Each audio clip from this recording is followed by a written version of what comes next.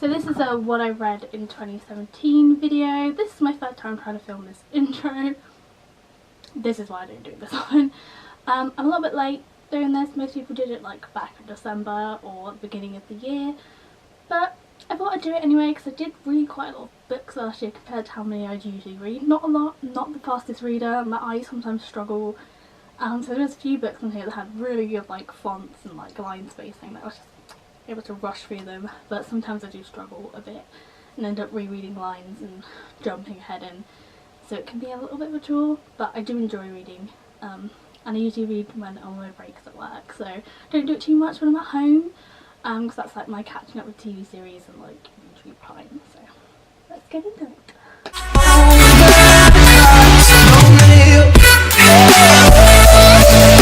I'm just going to mention I did listen to 2 audiobooks, so I did Pride and Prejudice for the second time and Emma. Emma's what I did while I was travelling in Ireland, so like when you're travelling or it's by plane or like ferry or like long car journeys, I think it's quite nice to pop an audiobook in. Obviously not if you're driving with headphones, but you can pop an audiobook in through the stereo. I find it quite good for when I'm travelling, so I did Pride and Prejudice the first time when I went to Iceland. And then if I'm for Ireland, I do Emma. I've got copies of the books, both of them, but I can't find my copy of Emma. It's the only one that doesn't fit in with my other Austen books. It's a different edition publisher, so it doesn't really fit. But the first book I probably was reading was Orlando. Now I did find Virginia Woolf a little bit hard to get into at first, but once you get into it, it's really, really good. And I love the 1992 adaptation by the feminist filmmaker Sally Potter of this film, starring Tilda Swinton, so I was quite excited to read the book. It's basically known as the greatest like bisexual love letter ever written, because Virginia Woolf wrote it for Vita Sackville West, and they were like lovers, and Vita would like sometimes dress up as a man, so this kind of gender changing character of Orlando is meant to be Vita, and I did enjoy it a lot. Yeah, it's, you know, got some historical stuff in there as well, and stuff about gender and sexuality and the roles of women in society in like the 20s and all the way through history, and how that's changed. So it's quite an important book, so I would recommend reading it. I get that Virginia Woolf might not be for everyone, so if you don't think you'd be able to read it, at least watch the film. The film is a little bit different, it skews the time periods a bit and stuff, but it still is a good insight into kind of gender studies. And it's a bit battered because I don't really know how this has happened. But this is the kind of style that all my Austen books are. So they are all Wordsworth classics. I think Orlando was as well, except Emma obviously. So I was reading this one.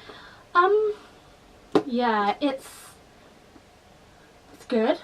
I mean, obviously there's a lot of stuff about the whole slave trade in it that's, you know, a bit off-putting.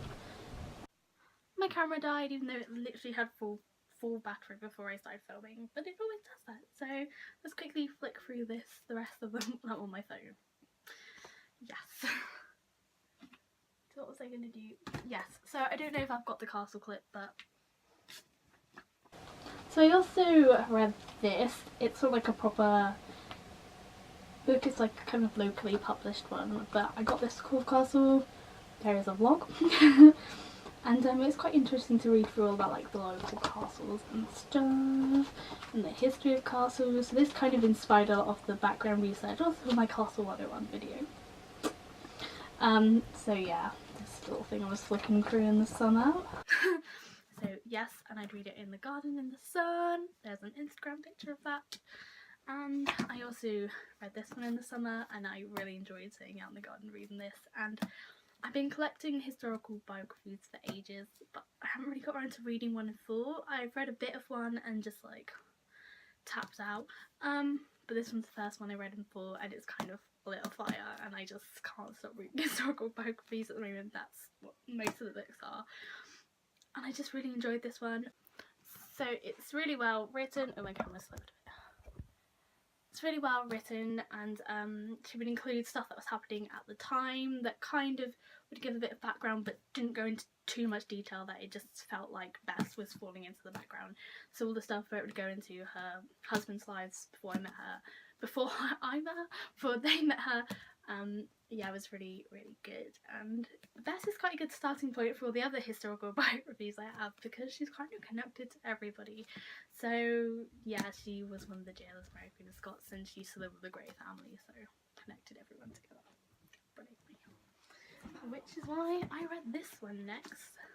Yes, The Sisters Who Would Be Queen by Leander de Slisle, and I just watched the BBC Forgotten Queen, and she was one of the people doing a talking head, so that was quite good because I really did enjoy this. And it inspired another one of my vlogs, because I went to the Hertford Monument here.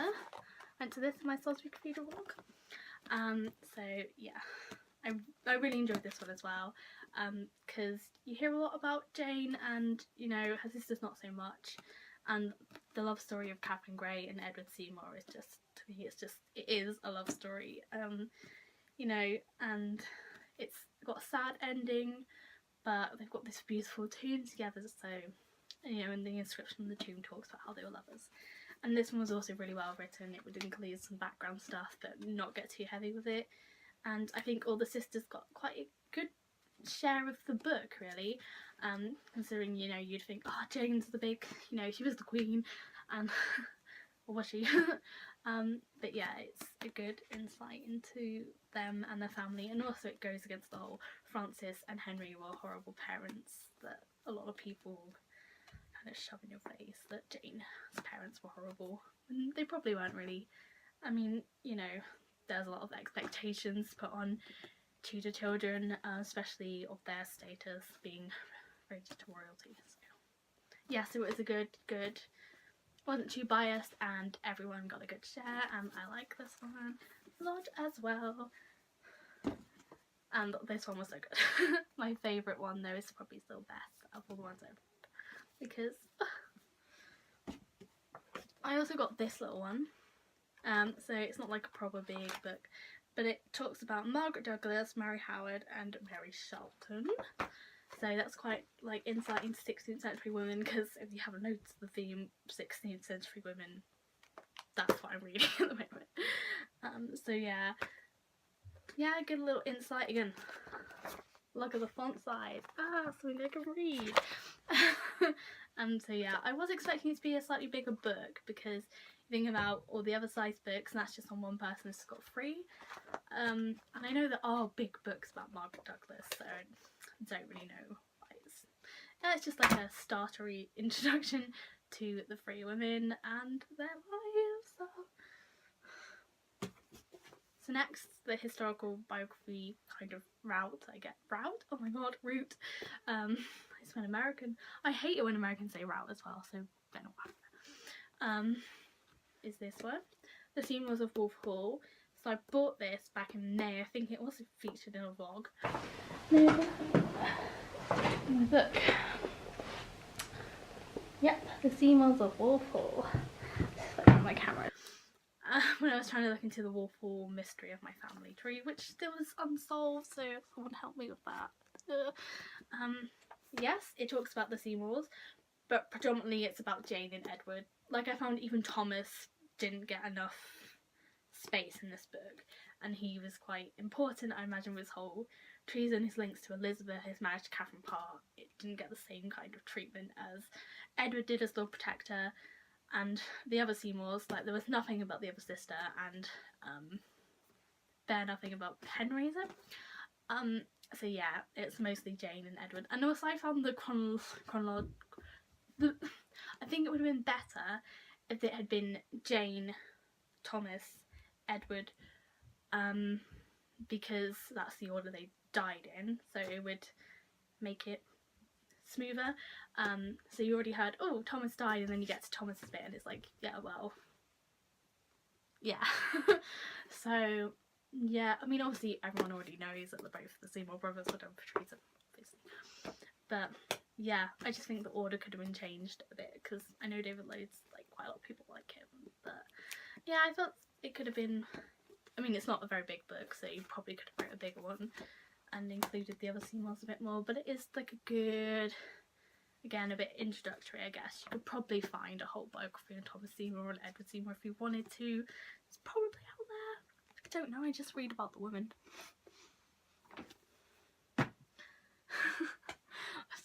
throwing all my books. Right, so next is this one. Again, it's in a video. Duh. This copy is my signed copy, which I just show at every occasion. So, Undercover Princess. I did really enjoy this. I don't know if I mentioned before, but it is kind of tailored to a younger audience. But it's got that good big font and text spacing, so it was good, easy for me to read. And I did try and limit myself to like just read it on my lunch break, because otherwise I would have like finished it really quickly. But I was saving it. And it is good. I'm excited to read the rest of the series. It's kind of like the books I'd read when I was a bit younger, but it's still good. And yes, recommend.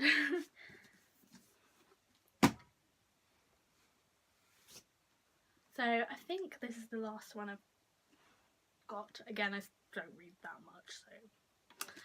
And this one I didn't actually finish in 2017. I finished it about last week, so technically 2018, but I read like 85–90% of it in 2017. So it's gonna be on the list, and it will also be on the 2018 list. Maybe. Oh, there's a child at my door. There was a 3-year-old at my door. Nice thing. So this one I got in one of those discount bookstores. Just another note, quite a lot of the historical biographies I buy are secondhand. I buy them from secondhand bookshop, which I used to work in, and I used to be in charge of the history section. That was like what my manager was like, you sort out the history section when you're here, make it look tidy, make it chronological. So that's where quite a lot of them are from. Bess is from there. I say that not many of the ones I read this year are, but some of the ones, quite a lot of the ones on my shelf down here are from charity shops. This one's from one of those discount bookstores like The Works and stuff. Good, I don't know. So it was, yes. It's got a review from Philippa Gregory on it, which could be good, could be bad, depending on your opinion on her. But yeah, this one is another complicated one. Because it was fascinating. I've not heard of Penelope before. I didn't even know Essex had sisters, to be honest with you, because you hear about Essex and you hear about Dudley, but you don't hear about his Dudley's stepdaughter, Essex's sister, and she was quite a leading figure in the Essex Rebellion. Like, she was up there with all the guys that got charged with treason, and she was let off because Elizabeth had a bit of a soft spot for them.